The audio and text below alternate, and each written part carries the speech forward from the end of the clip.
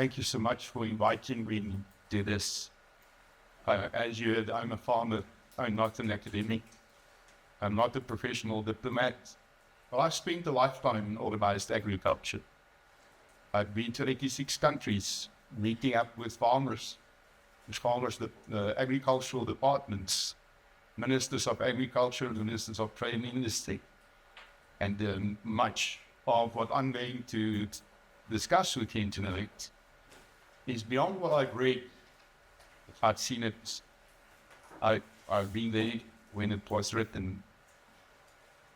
The first time this phenomenon of second track diplomacy was mentioned in an academic article was in 1991. I remember it well. I remember it because at the time we were in the run-up to the negotiations in South Africa.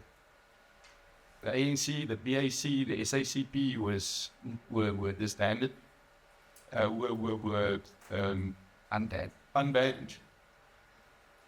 We started with the negotiations process. There was at the time actually the precursor to PDSA, which was a national peace principles based on two agreements, Pretoria Minutes and Cape Town Minutes.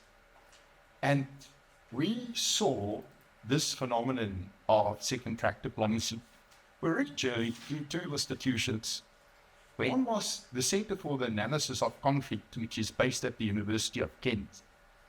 Academics who studies conflict and they looked at the South African situation and he came with proposals. I remember for all of us this was new. It was a very uncertain time. Everybody was quite anxious about how it will go and what the outcomes would be. And then came these academics with wonderful models. And immediately we started to research them. And what were their track records? What have they done before? And how will it go?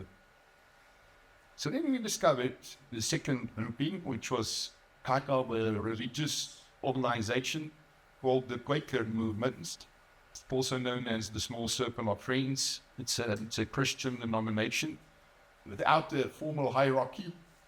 They come together, they focus a lot on mediation, and they are fundamental peacekeepers. I remember in the military, they would do their training but never carry any arms.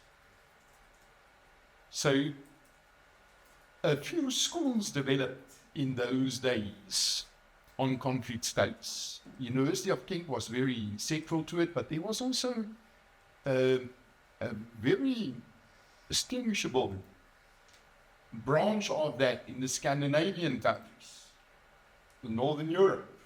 And then there were also from the Zambians, the Zimbabweans, a kind of an Africanization of the research which were being done.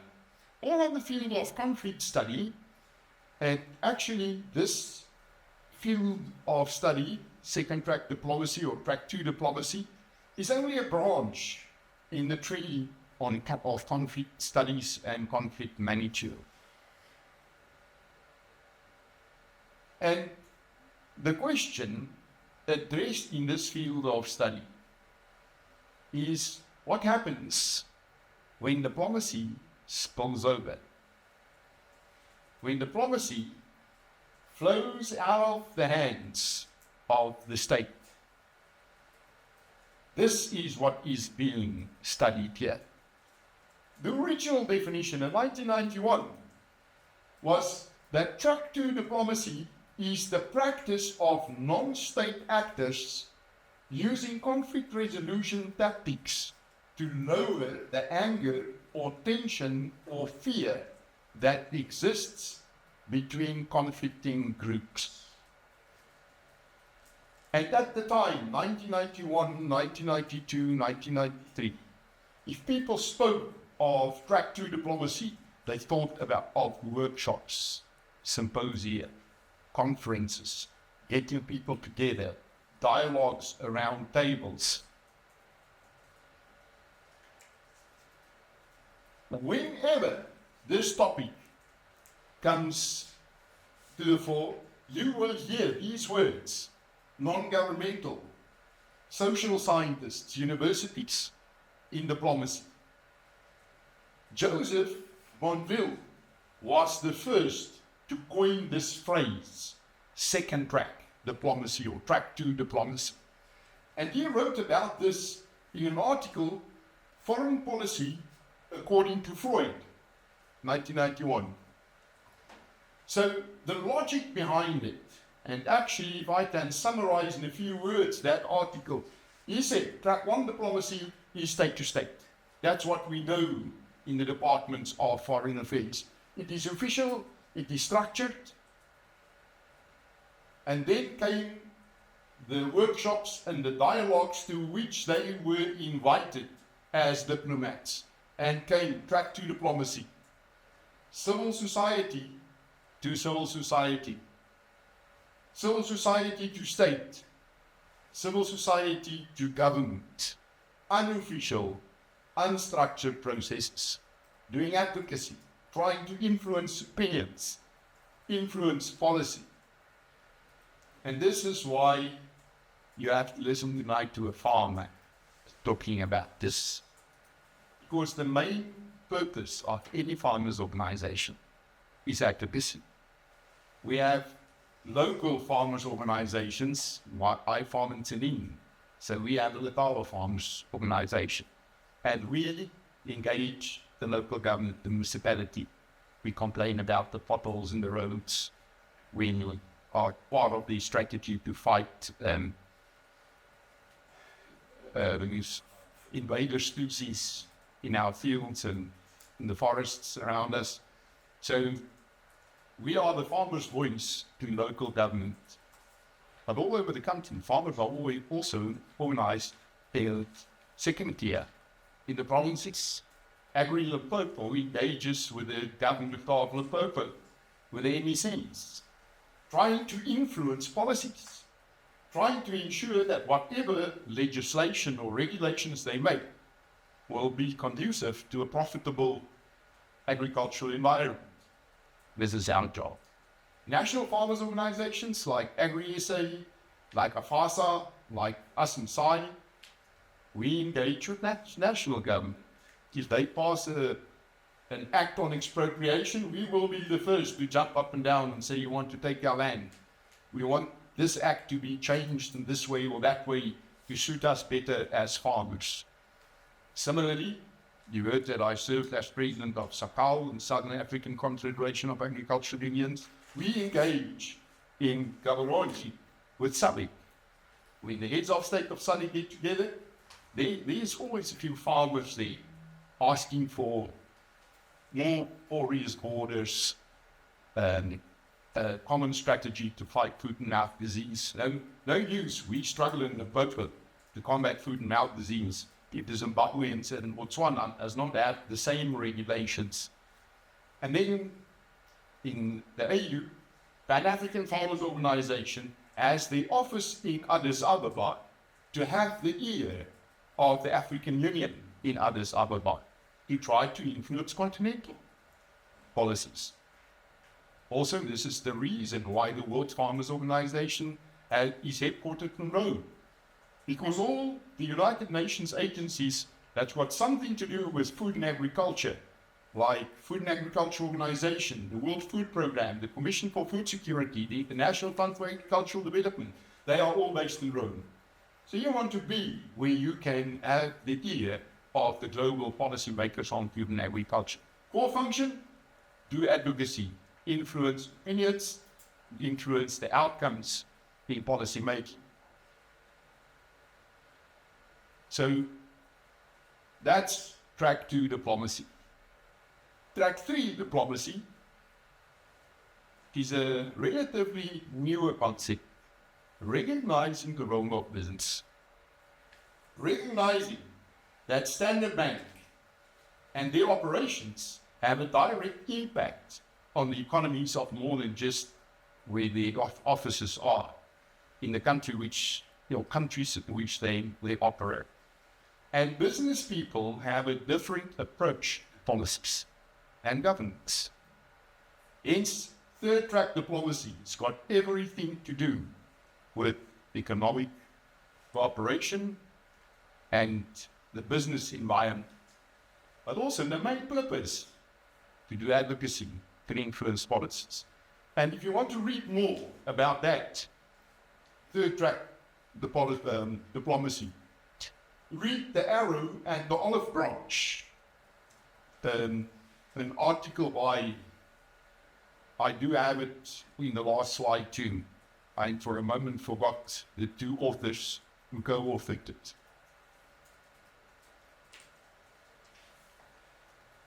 The first real dent was made in this field of study by the publishing of this book, Conflict Resolution, Track to Diplomacy. Was done by the Center for the Study of Foreign Affairs, edited by Donald Jr. and Diane B. Benamani. This is the original Bible for second track diplomacy. Now, back to farmer's language. Everything I said to you just now, I want to summarize it as a picture. When you think of this, I don't want you to say on a lot of text. I want you to have a picture in your mind. We are going to discuss the different manifestations and how second track diplomacy evolved over the last 35 years. All conflict study has to do with the tension between two opposite poles. It takes two to tango. Diplomacy, although we associate it with the interaction between two states, it is something that we do every day of our lives. If you're married, you'll know exactly what I mean. If you're not a good diplomat, they won't stay married for too long. In all our engagements with our employers, with friends, with different cultural or language groups in our country, all of it has to do with diplomacy. How do we engage each other? How do we manage differences? Difference in values, difference in interests, difference in basic needs. And there are two ways of managing differences. Either you talk about it and you sort it out the diplomatic way that does in our society, or you fight it out. The hawks in the society, the role of the soldiers. That's why, when it comes to defense diplomacy, it's a very special field of study. When those with the guns do the talking, the making peace, it's all got to do with the tension between opposites. Think of it as a battery or motor car. You have two opposite poles. When you connect them in the wrong way, it makes sparks, can burn down your car. If you have a proper system between the two, you can drive the car with this. There's a lot of energy in conflict.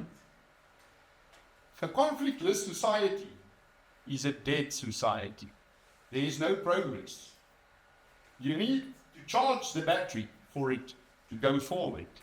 If there was no conflict, there would also have been no development. There would not have been a need for it. In countries, you have the people, the most important part. You have the state that manages them, and you have the government governing the state. That is the 10 circuits. The populace, the state, the government. And the diplomacy is the interaction between those two. When we speak of track 2 diplomacy, that relationship breaks down, or there is a flaw, there is a crack there. That's why I say when diplomacy spills over. Now, the first thing that happens is usually if the communication, the interaction is broken, you get the third party to intervene. When mother and father is fighting each other, the children might intervene, or the parents-in-law. The third party engages both sides because they are not that much emotionally attached. They can come with solutions from the outside. There was a time, you are also young. I don't think any of you will remain familiar. There was a time in our history in South Africa, in the run-up to signing a new constitution, in the last phases of the negotiations in Kempton Park in Pretoria, when the IFP, the party in KZN, which dominated at the time KZN, walked out of the negotiations. They would no longer be part of it.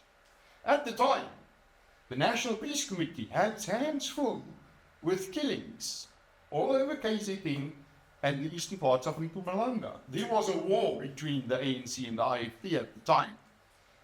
And the IFP walked out.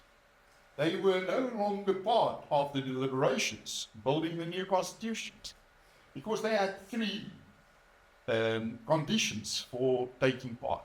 They wanted the Zulu King to be a party to the negotiations. Apart from all the political parties, they want a seat for the Zulu King around the table too. They did not want the negotiations to happen in South Africa. They said because the National Party, the whole government, have the home ground advantage. They wanted to negotiate in Botswana so that there is no home ground advantage. They said the National Party still pins all the levers of power and it's unfair to the other parties. And they wanted third-party involvement. They wanted a referee, like the Zimbabweans had Lord Carrington during Lancaster House. And the Namibians had Matia Tisari, the French, who later became the Prime Minister in Finland. He was a kind of a third-party referee or a facilitator. Whilst the ANC and the National Party, for once, were quite adamant and agreed with one another that we don't need a third party in our deliberations here to create a new South African, get to a new constitution. And there's nothing wrong with doing the negotiations here on home turf as it is home turf. So the IFP walked out. My job at the time, before I started farming, I was a negotiator, mainly in the mining industry, between trade unions at the mine houses. And it came from those days during Pretoria. My job was to advise the IFP on a daily basis on what happened in Pretoria. So they were not there. And remember, I'm on the wrong side of 60. Those were days before WhatsApps or emails and stuff like that. We had fax machines. So we would write reports and fax it to him to say, today, these topics were discussed. This was the position of the various parties around the table, and these were the outcomes. So that, should the IFP decide to join again, they would be fully prepared. They would be on top of the latest developments, in the hope that any day soon they would rejoin. And it did happen. It did happen. There was this brilliant professor from Kenya, Washington Nkamu, who went to the trouble on a weekly basis to travel to the to sit with to try to persuade him, to convince him, better to be on the field, playing the ball, than sitting in the pavilion criticizing the process. He said, when this new house is built, There will not be a room for you. And even if you then decide to join, this room will not be tailor-made for you. You will not feel at home because you were not part of the design of that. And only 6 weeks before the election in 1994, the IFP did decide to join. Actually, at the time, the ballot papers were already printed. We printed a little sticker to put it on the ballot paper so that there can be an option also to vote for the IFP. And no matter what you read, I was there. I tell you, was it not for a very committed professor from the School of Monetary Sciences in Nairobi, the IFP would probably not have been included in the eventual signing of the agreement. Third-party involvement. I told you about this professor because he was not a statesman. He was not in government. He was a social scientist. He went back to Kenya and he drew a picture for himself and he asked himself every day, what will it take to heal this breakup? And hence, in our own history, we saw even in the time of coining this concept of second track diplomacy, we had an example of second track diplomacy coming from the academic world in the run-up to our agreement. But that's not all it is about. What if civil society, the church, trade unions, farmers' organizations, women's or youth organizations start to engage with their counterparts in other countries and set up a diplomatic relationship which is out of step with that between their governments? What if civil society start to engage a foreign state and capture or hijack the diplomatic relations between those two countries, especially if that diplomatic relations country to country is broken? What if civil society organizations start to engage with the foreign government and have a better diplomatic relationship with Trump than the Department of Van has? And we saw that recently with African solidarity. That is what second track diplomacy evolved to. When we talk about advocacy, the art of influencing power, the art of convincing policymakers to adapt the outcome or the planned outcome. You see, in a government, this is parliament. Parliament is the ultimate policy maker.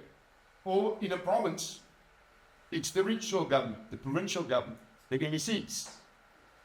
Or it's the town council. The elected ones are always the policy makers. They ultimately, although they might be advised by the officials, they are the ones to make the policy and to turn the policy into legislation. But they are being influenced on the one side from the officials, on the other side from experts, academics, industries, and then from people they trust. We have the news in South Africa to have advisors, the office of every minister, people the minister appoints. And whenever it's about policy stuff, you ask the advisor, where should I go? Especially in the kind of government we have now, where different parties with different policies have to run one government. We saw something of that as farmers. when John Steenhuisen became our minister, was the first minister in the new government to read a budget speech last year, thing of money, June. Then when he read the speech, we listened carefully and we heard policies from the ANC coming through in contradiction to the DA policies. And of course, as farmers' organizations, we have it. We say, are you there to promote the ANC's policies, or are you there to promote the DA's policies? And he said, I'm there to promote national policies. We said, but farmers did not vote for national policies. We voted for your party. And until this day, it's unresolved. There's a huge fight within the DA because they say to CMA, you are there for the DA. And he says, no, I'm here as a member of the cabinet now. I don't need to report to you as a party. I report to the cabinet. And watch this space. The Freedom Front dealt with the different and replaced the leader. They said, you want to be minister? You cannot be the leader then of the party. Because there might be tension between party and government. So influencing the influences of power. It is as simple as us as farmers calling Annette saying, then advisor to the minister saying, Annette, you're also a farmer. You know, we desperately need the right to import semen for sheep and goats from the UK, but our policies prohibit it in South Africa. But now that you are there, tell the minister he needs to scrap that regulation so that we can import new genetic materials. And of course, Annette is in a much better position to influence him than we are. If I call the minister, he doesn't know what it's all about. And he's busy with a lot of other things. But when she sits in the car with him on their way to the Karoo to a farmer's day, she has ample opportunity to persuade him. So that's the second stage of evolvement in second track diplomacy. Influencing not the center of power, but the influence on the center of power. And if they don't listen, then you try to influence the environment. You write articles, you get carte blanche, you put pressure from the environment on the influencers so that they can influence the center of power. And those are the three tools in advocacy being tracked to the promise. Back to the text. You'll remember these pictures because we will be coming back to the end. From the angle we come in second track diplomacy, the main purpose of diplomacy is always building and maintaining relations between two different parties. It's communication. One-on-one communication. That's why you have an office in Washington and an office in Rome and an office in Amsterdam. And they have offices in Pretoria so that you can call the representative, the ambassador, and have a one-on-one discussion when we have clashing interests, clashing values, or clashing needs. The purpose is conflict management. So, if we take a scrap between our countries, how are we going to resolve it? How dare your head of state say this or say that, or side with this or side with that? Also about partnerships, training, exchange, support to each other. And then, of course, promoting and protecting common interests. That is the purpose of diplomacy. It will always also be the purpose of second track, third track, and multi-track diplomacy.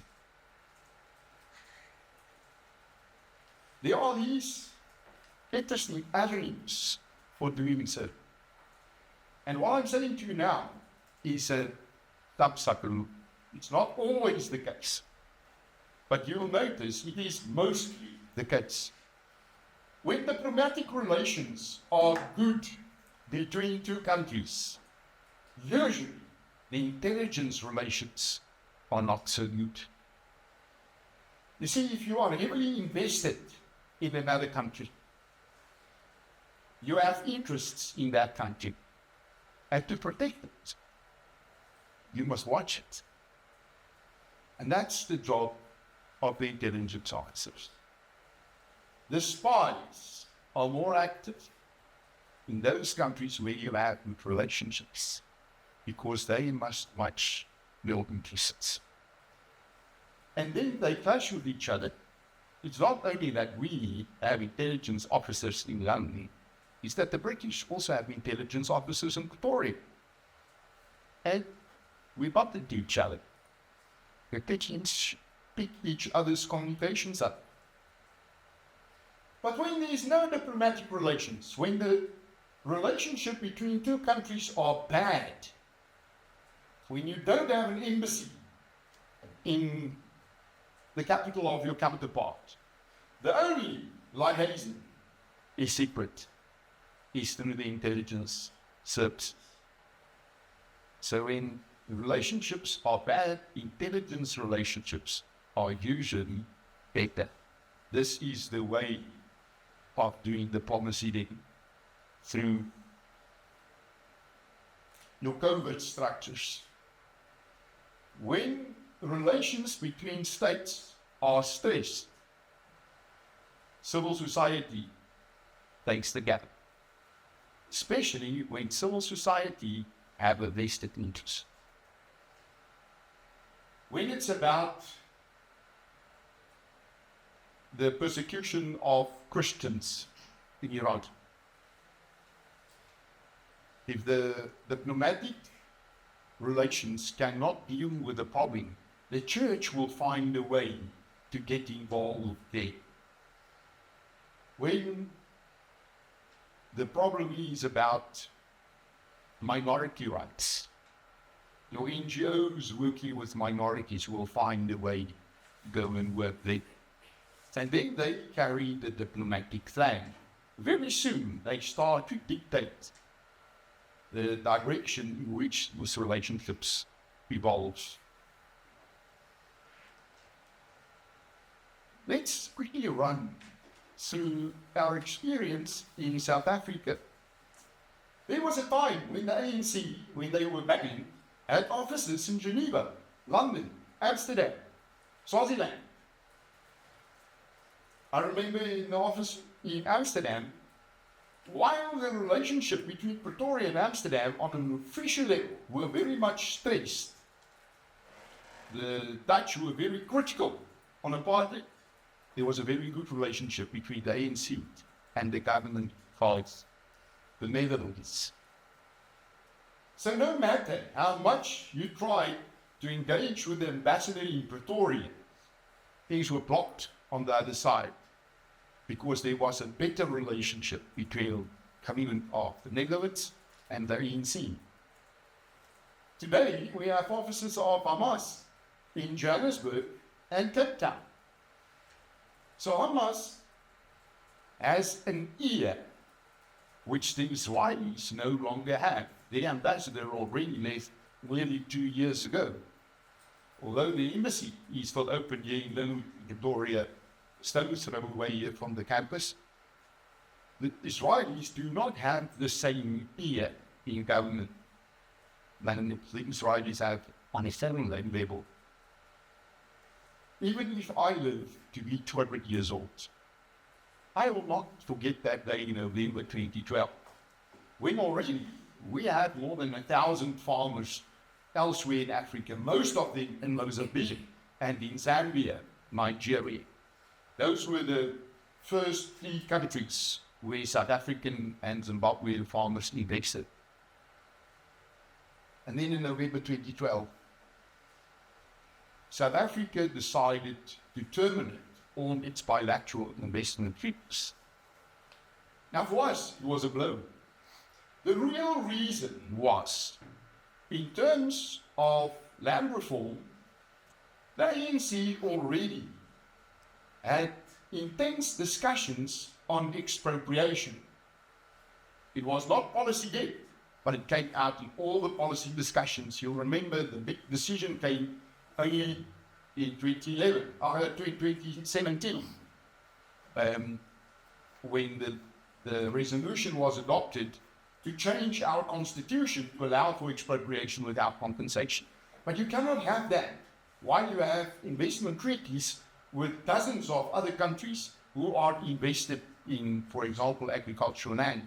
Zimbabwe showed us how a little country can get into trouble if you expropriate under a bilateral investment treaty. You have the world on your neck. So the bilateral investment treaties with the purpose of not needing to abide by those rules should the policy be passed, but not thinking of us as investors elsewhere. Then, of course, we had some backlash. The Zambians who said, if we are not protected in South Africa, why do you want protection in Zambia? That we had this conference on agricultural investment in December 2012 in Maputo. And the Minister of Defense, from the West German, she sat with us at the table. She was the only one who was not a farmer around that table. Yeah, and we had a hard time in the deliberations around the table with our Mozambican counterparts. Because if you're not protected, why will you take your life savings and put it in a piece of land, your piece of land, and just be taken by the Mozambican government? We need this kind of protection. And she said it will not be possible. And then the president of Mozambique said, we have no intention to expropriate you or to take any of your stuff here. We will sign a contract with you as farmers. So we signed an agreement. We signed some of the agreements with 70 other countries in Africa. As farmers' organization, it is not government to government. It's an actual farmers' organization vis-a-vis a government. And that's very typical of second track diplomacy, because now there is a bilateral investment treaty, civil society to government, and no longer government to government. The question is then, what if things go wrong? How do you enforce it? What if you are expropriated 2-3 years down the line? And in our case, like all these contracts or these treaties, but for the one with the Gambia and the one with Gabon, is we made an arrangement that the Geneva Chamber of Business, because Switzerland is a neutral country, the Geneva Chamber of Business is decades old and it's got a very good reputation all over the world, that they would be the third party. We can go to them and ask them for adjudication of our pension or our pension. And the first time it happened that we needed it was, there was this veterinarian, he's also a farmer, he's a South African, very well known in Limpopo, Mpumalanga, and the Kruger Park. He's a wildlife vet. And he got a long-term lease agreement on a piece of land just on the other side of the border in Mozambique, where he started to do wildlife ranching, getting foreign hunters to hunt the big five on his farm. Now, in South Africa, to hunt a buffalo cost you in the region of 150 to 200,000 rands, because it's a very rare thing to have it outside of the certified food and mouth zone, which is actually a small part of the Limpopo and Tingalanga. On that side, you can hunt it much cheaper, simply because all buffaloes there are deemed to have foot and mouth disease. So they are so-called dirty buffaloes. And you cannot move that meat back to Europe or to the USA himself. So this veterinarian was asked by the local government to help to remove a herd of buffalo which simply walked into the maize fields of a few villages, destroying these maize fields, of course. And they didn't want to shoot all these buffalo. So they asked veterinarian, can you dock them and help us to move them back into the Kruger Park or the Trans Frontier Park? Park de Limpopo. And he said he will do it on condition that he can take blood samples and do research on it. Because he has an hunch that some of them might be naturally free from foot and mouth disease. If so, they will be worth millions. So he helped them, and he indeed identified a few individuals which were free from foot and mouth disease. You kept them for themselves, and you started breeding them. Now, of course, everybody wanted these buffaloes.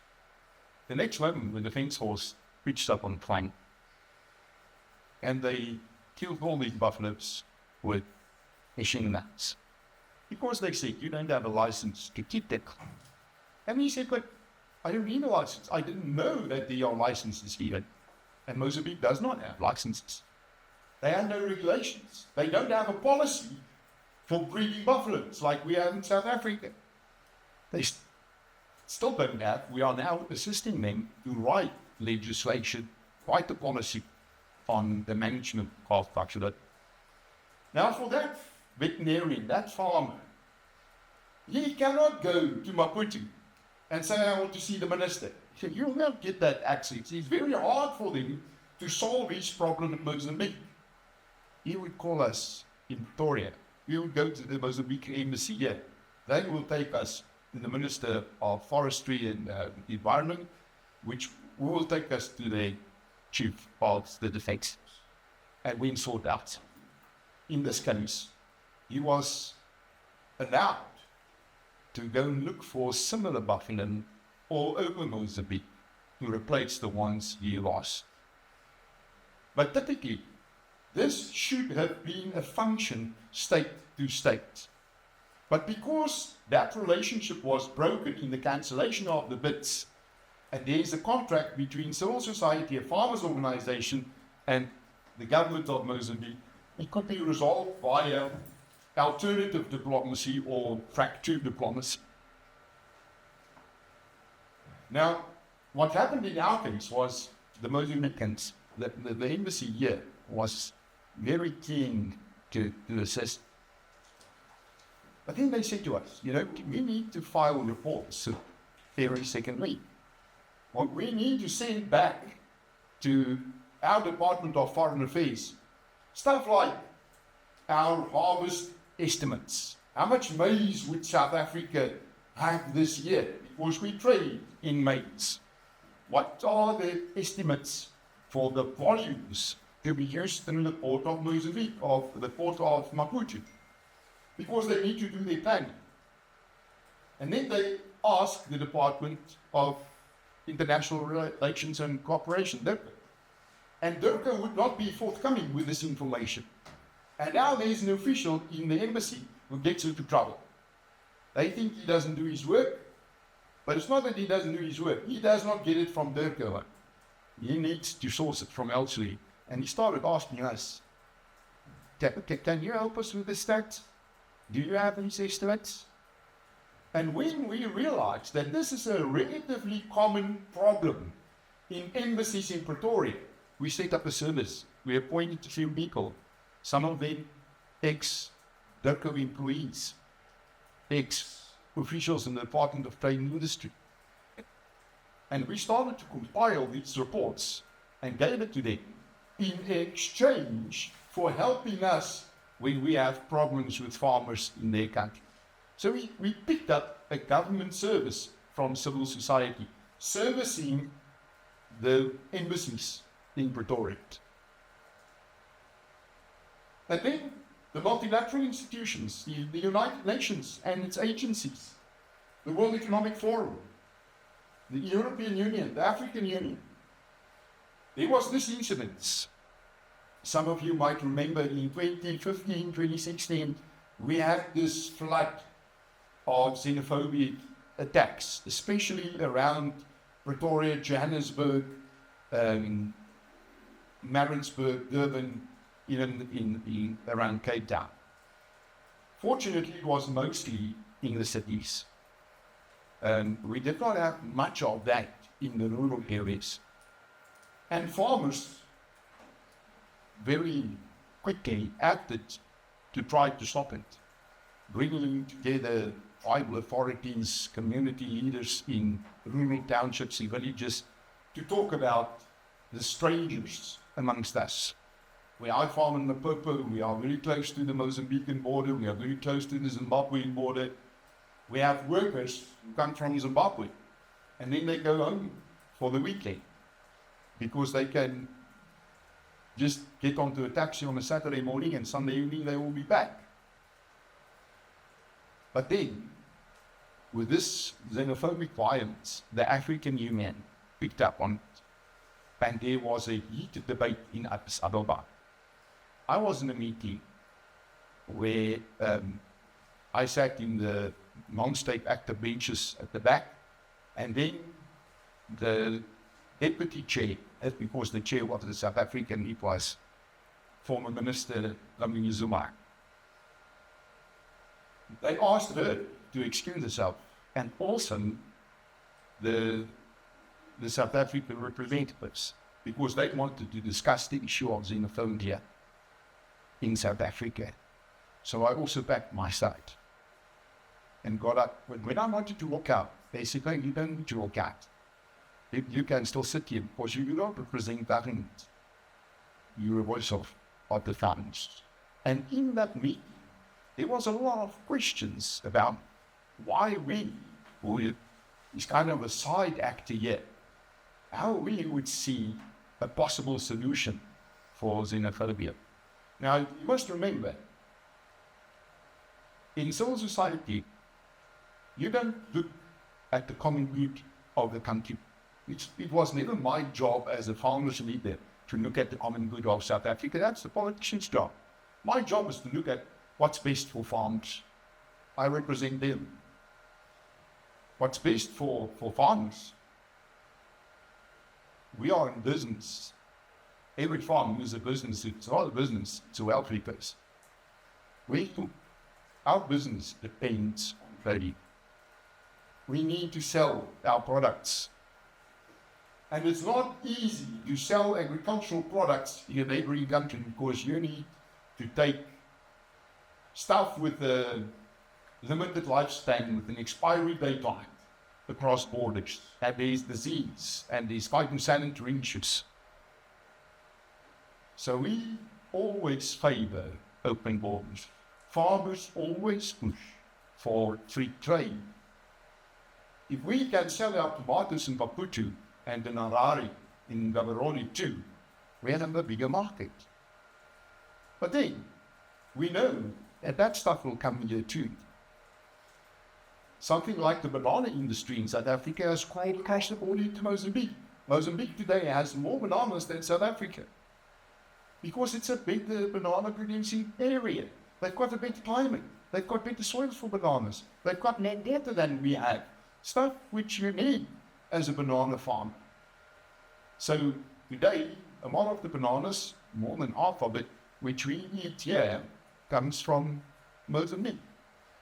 There are those, especially in our Department of Trade Industry, who say it should not be.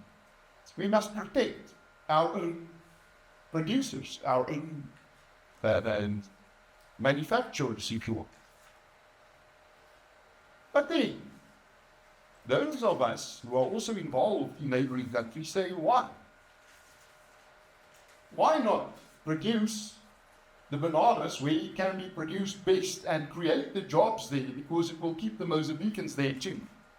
Why not produce more is in Zimbabwe and create the jobs there. If not, they will come here. People will go where there are jobs and livelihoods and where they can best raise their families. Why not be the investors where things will be happening? If we can take this opportunity, the Chinese will, or the Brazilians will, or the Americans, or the Russians, or any of the other aggressive investors on our continent. Why not using that opportunities ourselves? So, in the AU, we are pushing for free trade, for more open markets. At the Union and its agencies, for the first time since about 2015, it started really in 2010, but from 2015, they formalized involving civil society on global policy making. That's why, apart from the conference of parties, governments, in the climate negotiations, you always have the indigenous people's constituency, the women and youth constituency, a farmers constituency, and a business constituency too. Taking part in the negotiations, influencing those policies, and because they brought the farmers in rather late, it was a little too late to block the big livestock debate. You remember when they started blaming our cattle for changing the climate. And then farmers started to say, it's not us. You cannot blame us more than you blame world's traffic, whether it is on road or sea or in the air. You cannot blame us for the energy emissions, for transporting our goods from the farm to the marketplace. Our cattle is not your problem, it's actually part of your solution. But this policy already got such a momentum, it could no longer really stop. And it did not spill over yet. In Africa, it will not get traction so soon. In Africa, we still have a desperate shortage of animal-based proteins. But in the Netherlands, the farmers took to the streets. And they changed the local politics of that country, and it spilled over to Germany, and then to Spain, and then to Belgium. And by the middle of last year, Europe already saw changes in local governments because of farmers' actions against global policies. It's a bit of a conservative reaction. You must remember, farmers are always conservatives, no matter where you go. In Russia, in Argentina, in Finland, in Kenya, in South Africa, whether it's white farmers or black farmers or Indian farmers, farmers are always the more conservative part of society, always. Conservative not necessarily in political issues, often that too, or even in religious issues, often that too.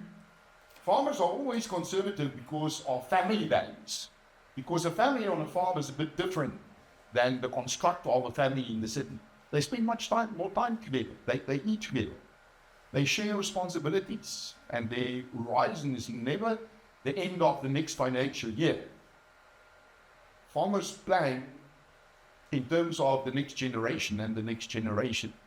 Because what they have, they usually got from the father and the grandmother.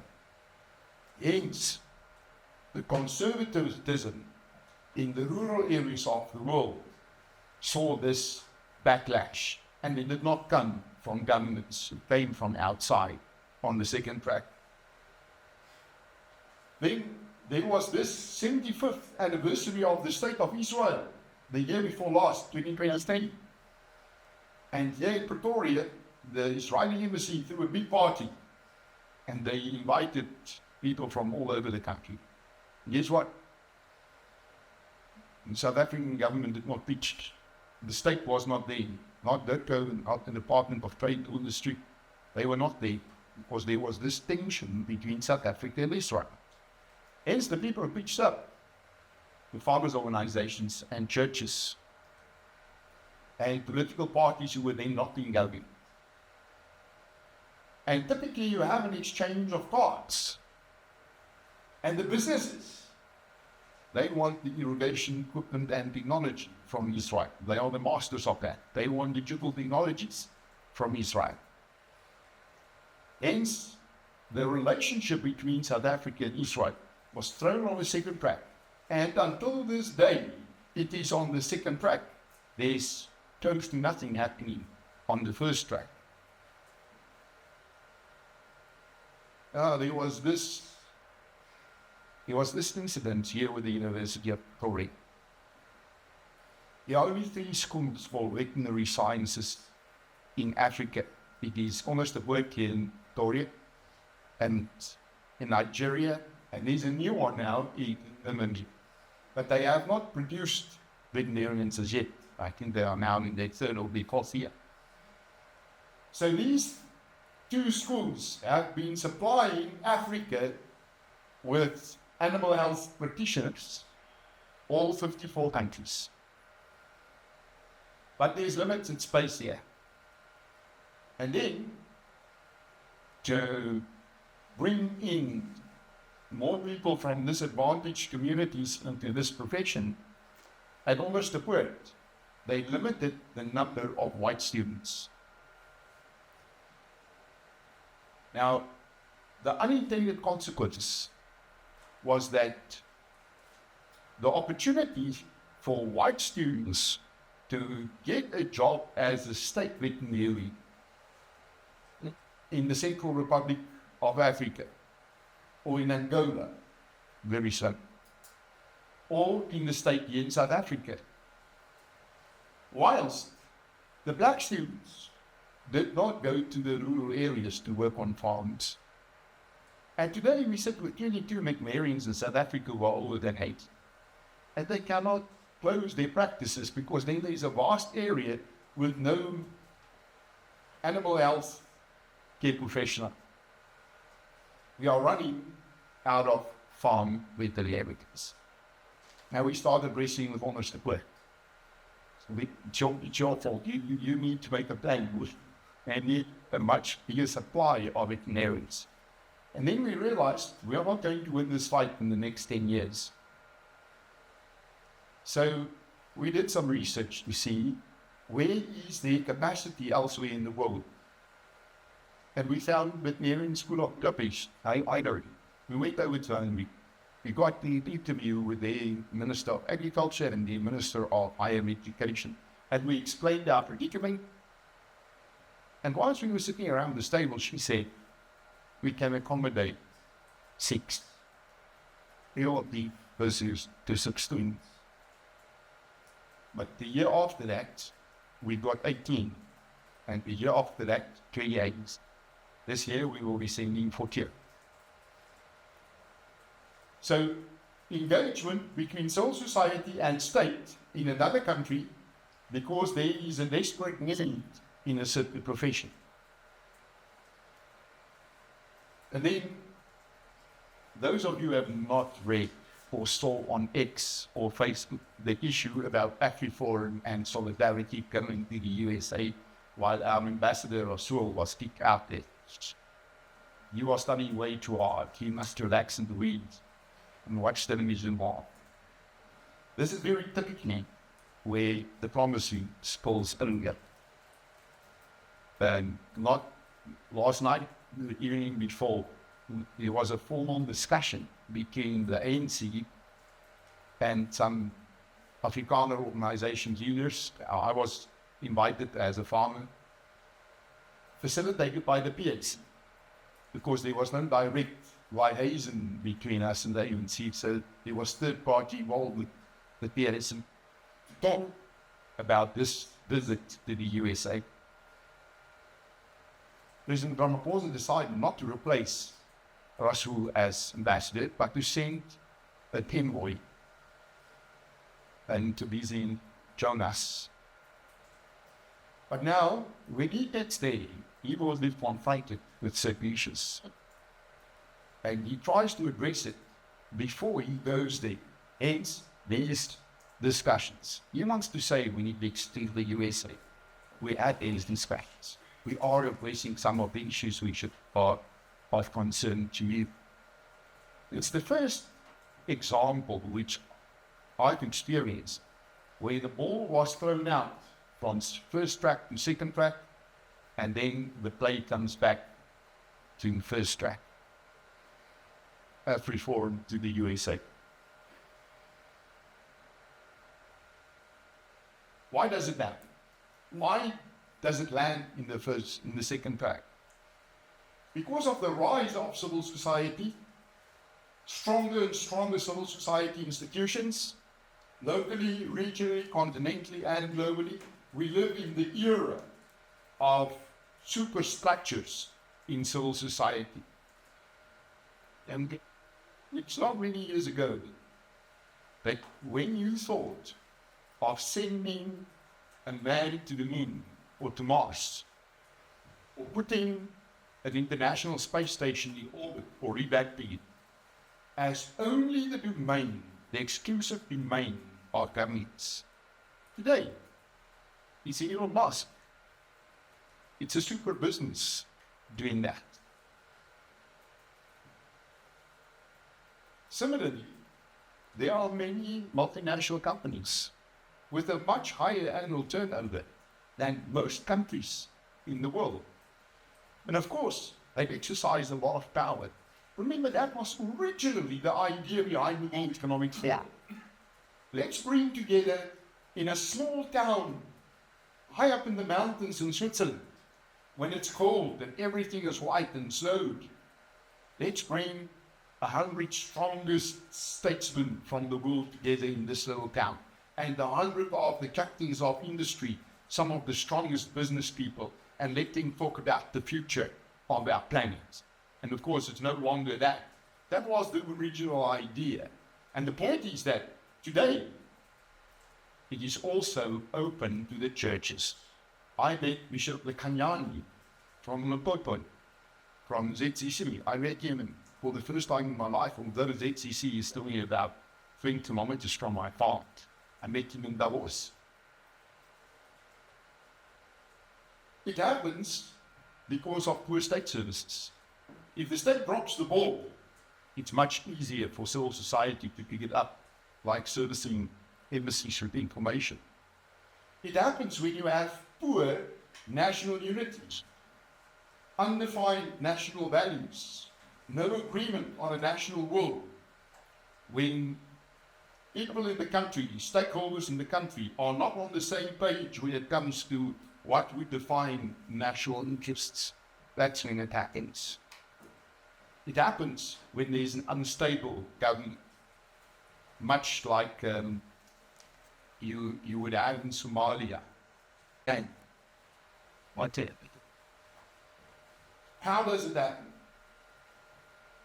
It happens when civil society starts to do advocacy, when they try to influence policies elsewhere in the world. And they go beyond advocacy, not only influencing policies, but doing something about it. Doing something like when Trump says Afrikaners must come to America. That's no longer policy. This is going beyond policy.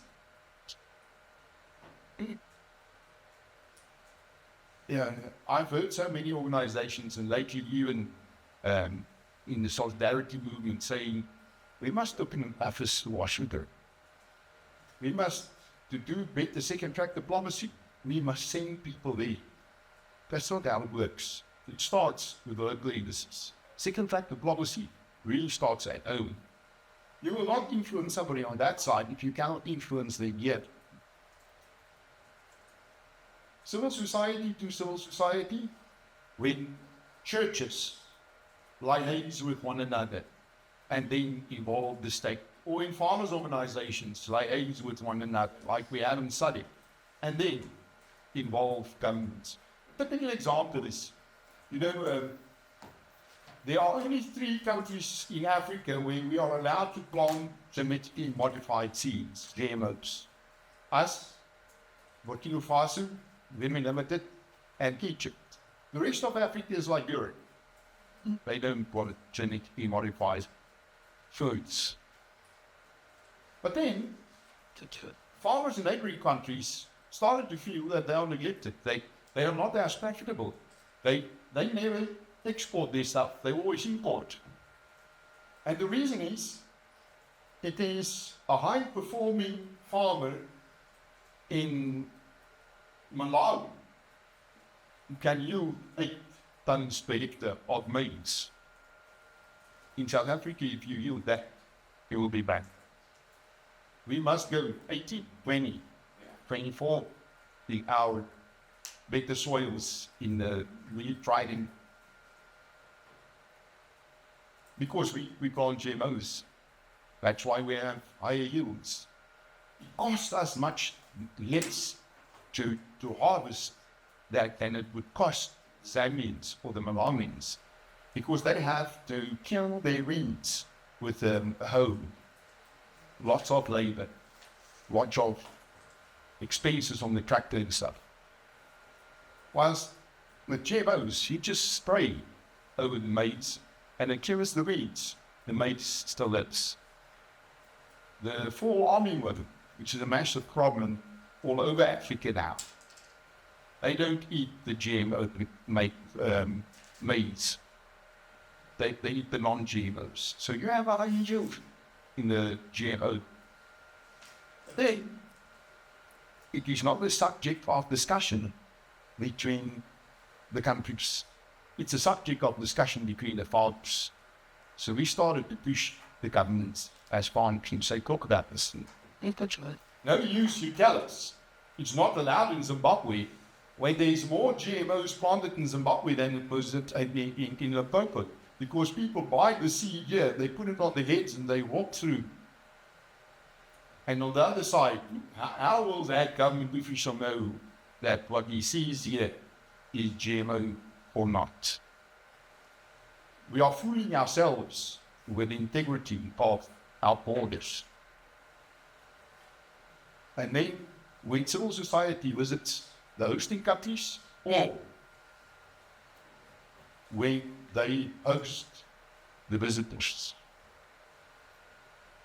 And that happens more and more often. You'll find high-ranking officials or a minister coming to South Africa not engaged with our minister. I remember the 2013 visit of the German Minister of Agriculture, who never saw our minister, but visited a number of farmers' organizations there. And then it happens through third-party involvement. Now, I heard that you all have some other work to do, where you must work on an assignment soon. So this is why I included this one. You want to read more about this?